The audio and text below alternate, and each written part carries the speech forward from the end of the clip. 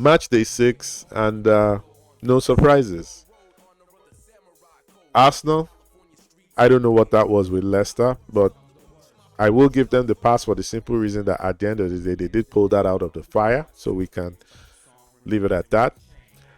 Manchester City, the Rodri injury is the biggest blow to their title aspirations. That's without a doubt. But how it will affect them and how that will play out, I think that's just something that we're just going to have to see happen outrightly. We can't sit down here and say the loss of Rodri means that we can expect them to lose so and so number of games. No, we are still just going to see how that plays out. Liverpool, as I've said, we give them more time. We allow them to continue to rack up the wins or any other results that they pull in, and we'll learn.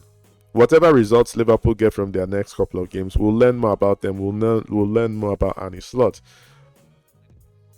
Chelsea are certainly looking to break.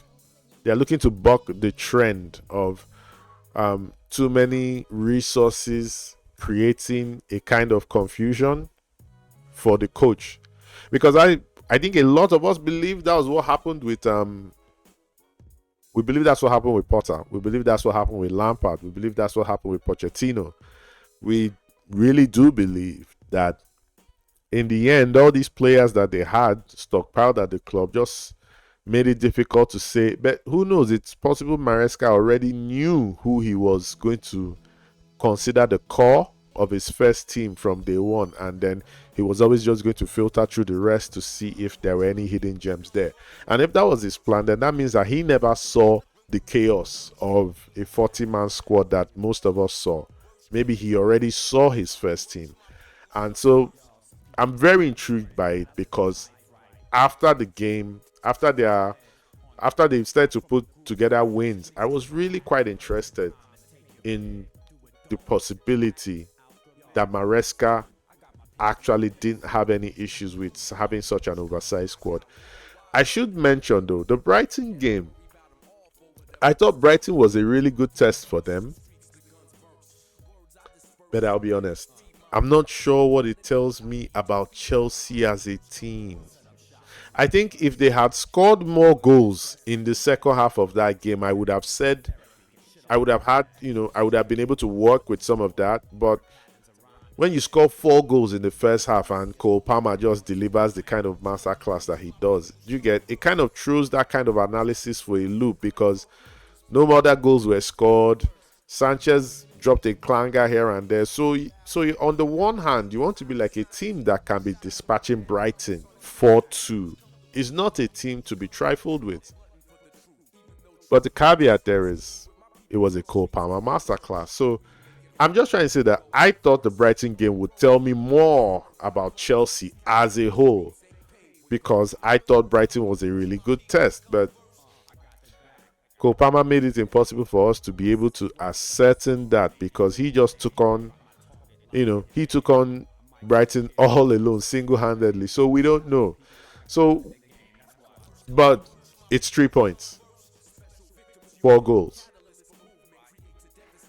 So we might not know much more about Maresca and his philosophy, but we know the results that philosophy is bringing about. And that means Chelsea need to be taken seriously. And I say that because I know that so many of us, looking at the chaos going on with the managership, with the ownership, a lot of us really thought that Chelsea would not be able to offer much this season. And that may yet turn out to be the reality. But in the light of the games that they are playing, in the light of the points they are putting on the board, in the light of how they are making a way forward despite the chaos that the ownership has brought down on the club, then that means that we will need to, for there to be any kind of objectivity, then that means that we do need to stay any kind of decision, whether a decision that they are in the title race or whether a decision that they are not in the title race.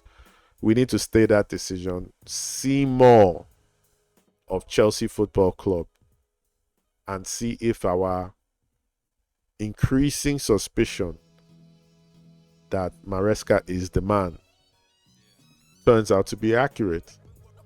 So yeah, I'm gonna wind this down. This is Friends Fans Football, y'all. We try to talk about football without the bias, without the subjectivity, and just try and make it interesting as a conversation. Not just about bands and I love bands, but like an objective discussion about what is happening in the Premier League, in the Champions League, in club football as a whole. So yeah, we will clip this up and we will put it out.